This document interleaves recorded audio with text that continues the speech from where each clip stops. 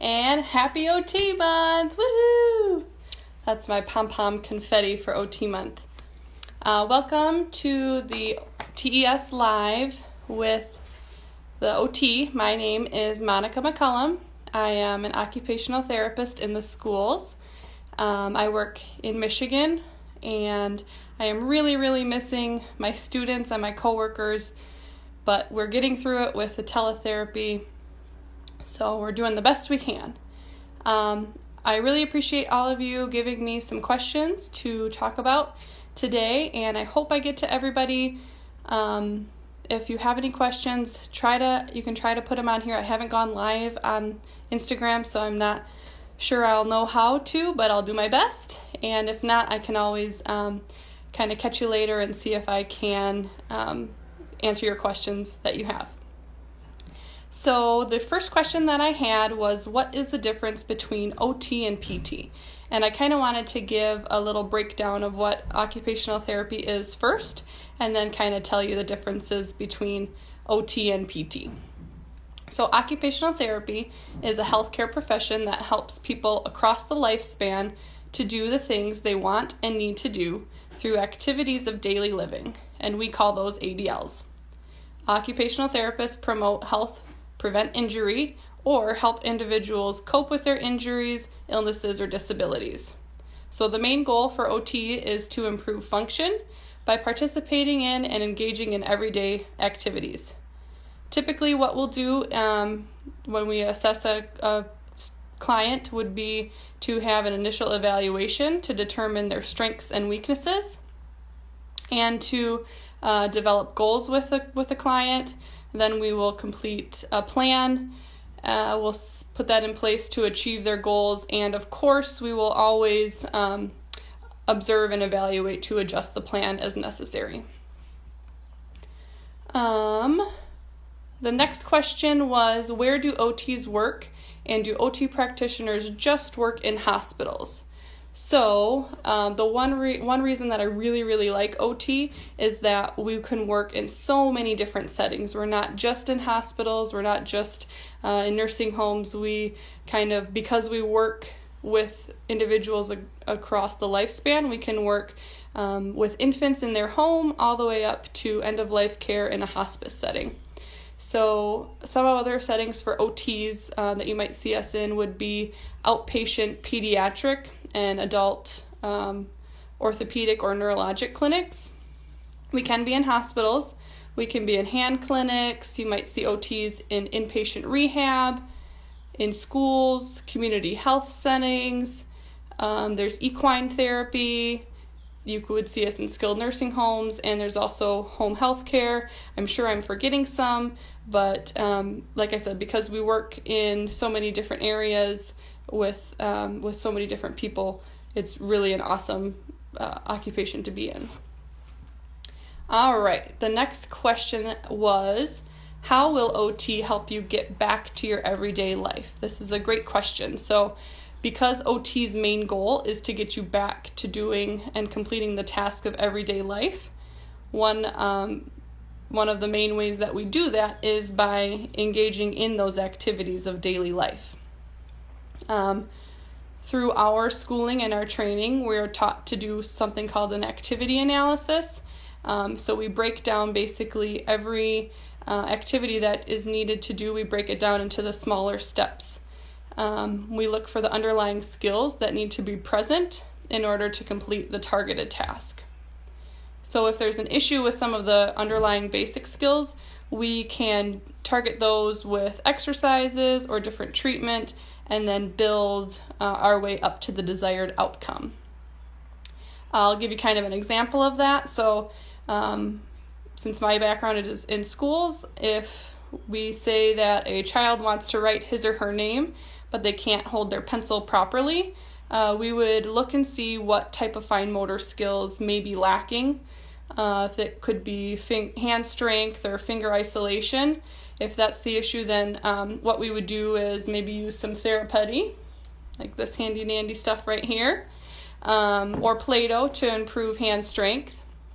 Or you can do practice pinch pattern development with a game. I know some games use tongs. Some games you can use little clothespins, or if you wanted to incorporate an activity of daily living, you could maybe have your child help you hang clothes on the line, or just hang their doll's clothes up, something like that. That's all going to work on that pinch pattern development. That kind of leads us into the next question, which are what are some at-home OT activities? So this is an amazing question, but it's kind of tough to answer because the options are endless. Because OT is function-based and we work on activities of daily living, almost everything is an at-home OT-based activity. I will give you some examples, again, more towards pediatrics since that's the area I currently work in. One great thing that works on a lot of different skill sets is cooking with your child. It kind of makes you sequence things by looking at the ingredients and the directions list. There's fine motor work when you're filling up the bowls and the measuring cups. You can work on crossing midline if you're stirring a really, really big pot. And it's a life skill. It's something that, children are going to have to do eventually, and what better way to bond than over food. Another great at-home activity is having your kids make an obstacle course in the home. We've all played Don't Step on the Lava and jumped from couch to chair and all that. That we don't realize it when we're doing it, but it's really building up some great skills, some gross motor skills, some visual motor skills. We really, really love that activity and creating obstacle courses.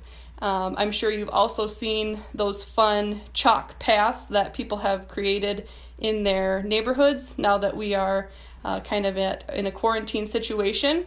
Those are amazing too. Sometimes my schools have those and we call them sensory pathways. They really help promote self-regulation. Again, that motor planning and sequencing. Sometimes you have to hop. Sometimes there's upper and lower extremity coordination with jumping jacks. There's rotation and twirling and learning your ABCs if you have to hop on the letters. So those are really great activities. Playing make-believe, especially if you're saying that maybe you're owning a restaurant or a storefront, and then you can incorporate money management into the activity. Another one that I really like is something I call Michelangelo painting. It kind of sounds like what it is. You have your child lay on their back and you tape a piece of paper underneath a chair or a table, and you can allow them to actually paint upside down like Michelangelo painting the Sistine Chapel. This works a lot on shoulder stability, which is a great, it's a prerequisite for handwriting. I love yoga. That, again, promotes self-regulation and core strength. A lot of times when we see difficulties with handwriting, it could be an issue with core strength actually, and the child might be kind of expending so much energy trying to keep their core up and their body stabilized that they don't have enough energy or muscle strength to continue with the handwriting task. And lastly, I'm sure there's more, but the last one I'm going to mention is scavenger hunts. This is great for visual motor integration, which is kind of like hand-eye coordination or visual perceptual skill development. If you're having to kind of go through your house or your neighborhood, you can do it kind of two different ways. You can give a list of things for your child to find, or you can say, hey, why don't we go for a walk and you find something outside or in our house that starts with each letter of the alphabet, and you can have a little paper there with you. So a lot of fun things to do for OT activities at home. All right, our next question is, what skills do fine motor skills include? And that would be any skill that requires the small muscle movements of the fingers, hand, and wrist. These the fine motor skills are responsible for activities like writing, typing, grasping and releasing an object, eating, coloring, using scissors or other tools like those tongs I was saying before, turning pages of a book, self-care tasks like brushing your teeth, buttoning, zipping, tying, buckling, snapping. All those are kind of your fine motor skills. The next question is, how do you improve a child's fine motor skills? At home. So you can do all of those activities that I had mentioned previously. Those are all going to kind of help fine motor and gross motor skills. But what I would suggest is to just think about what skills are necessary and then do that task. Having them engage in the skills that I just said, the activities, buttoning, tying, zipping, allowing them to use different types of materials to do things. I love putting shaving cream on a table or a desk and having students write or do shaving cream math. Or if you don't have shaving cream, you can put flour or sand or rice in a cookie sheet, and you can have them copy to get some visual motor integration in. As a plus, if you put shaving cream on your table or on any surface in your house, it's going to be clean.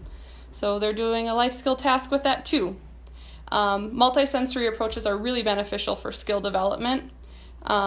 Another way to improve your child's fine motor skills and have them stick is if you practice it with them. Play games with your children, do activities with your children, have a craft night. They're going to be more engaged and learn more when you're doing it with them.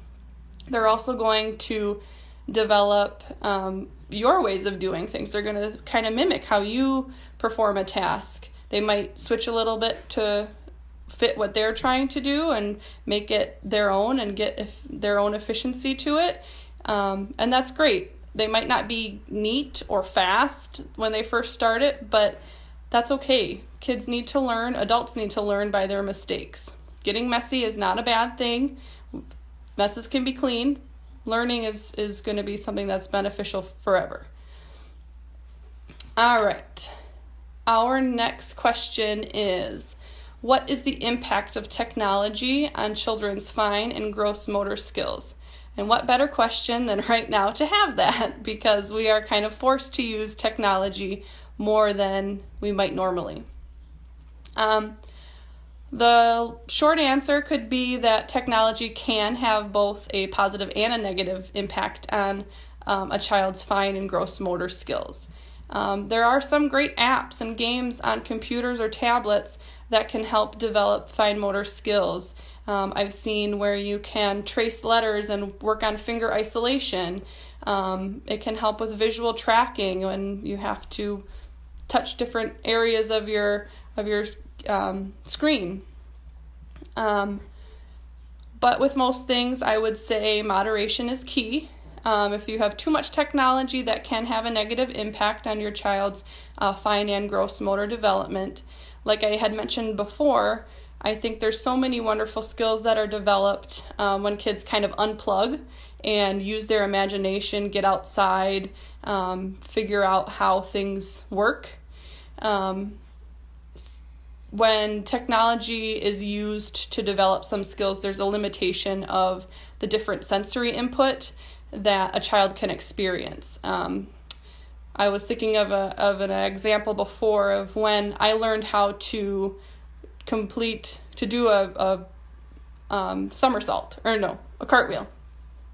I remember how the grass felt on my hands. I remember that it was a warm day. I remember who was with me. I remember the smell of the air. When you're working in a technology-only setting, you don't get those same memories, and it kind of forms a mental map.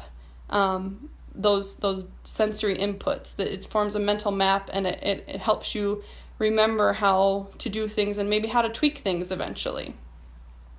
So you can be outside. You can be inside and learn how to play basketball on a video game, but it's not the same as feeling the ball moving, or seeing how the ball hits the hoop and the sound the net makes when you actually make a point. So there's really no there's nothing better than just doing it yourself. Yes, technology is a great option, but it's not the only option, I guess is what I want to say. All right. The next question is, what are signs of fine motor delays and gross motor delays? So, fine and gross motor skills kind of develop over a range of time. Some children might develop their fine motor skills faster than gross motor, or vice versa. I do like the developmental milestone charts. They're a great resource. However, it shouldn't be like the only standard that you're using. It might not most accurately measure your child's development. I would say if you notice that there are many skills that your child is maybe lacking or slow to acquire, the best thing you can do is talk to your pediatrician. If you notice that, if your child or you notice that if your child's teacher or you notice that there are some concerns regarding fine or gross motor skills in the classroom, you can always bring it up to the attention of the special education team, which the occupational therapist is a part of. Moving in with the same fine and gross motor skills, the next question is, how are fine and gross motor delays diagnosed? Typically, they're diagnosed by a pediatrician. The pediatrician will gather information from a parent report, medical history. They may check the present motor skills that the child has. They could look over the developmental milestones checklist that I had mentioned before, and they're probably going to take some observations. If the child is school age, they might ask for an occupational therapy assessment and report, and there are a couple assessments that us OTs use to determine motor proficiency, and that involves fine and gross motor. Another area that we deal a lot with as school OTs is sensory processing. So the next question was, what are sensory processing issues? Sensory processing is the way that our peripheral and central nervous system receives sensory input, interprets it and organizes it, and then produces it as an output or a response. If there are sensory processing issues present, the brain may receive the messages, but it may not be able to organize it and give a proper response. For an example, a very small amount of stimuli may cause an extreme reaction, like a fire alarm may cause a child to cover his ears, scream, cry, and run.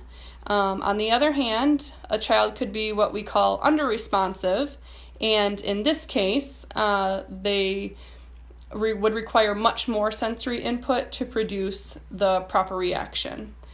This could look like a child needing a lot more movement, maybe swinging, jumping, running, climbing, before they can sit down at the table and do work.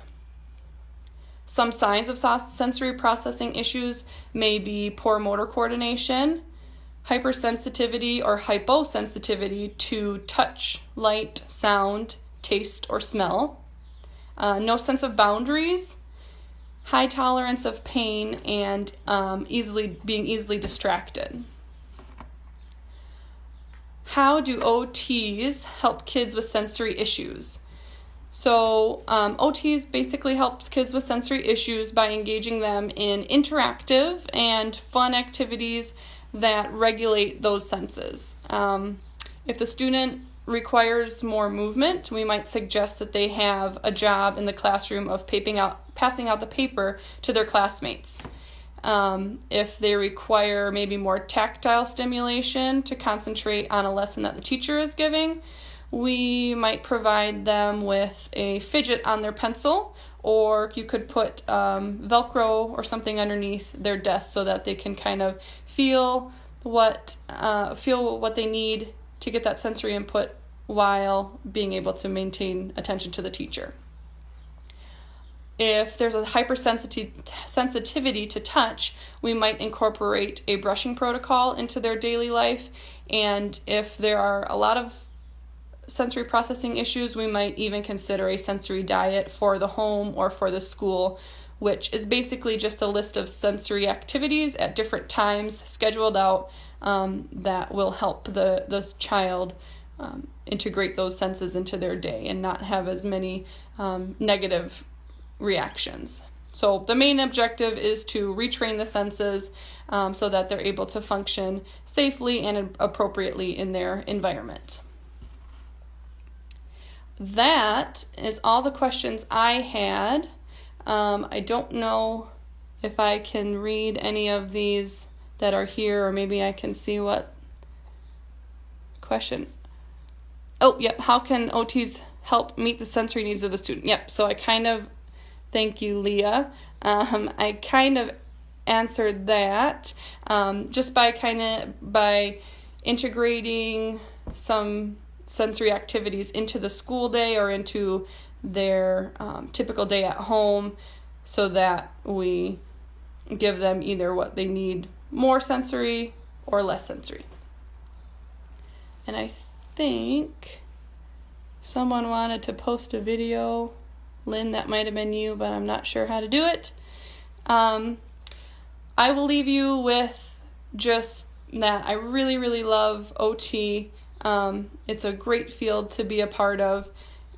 Working in the schools makes me so happy. I like working with students and with people when they're able to make so much progress in a little amount of time. It's great to see them in their acting environment in the school. I can work with teachers. I can work with a special ed team, the speech therapists, social workers, resource room teachers, psychologists. Everyone has an equal part, and we're also important to make sure that our children are really benefiting as much as they can and working in the schools as best they can.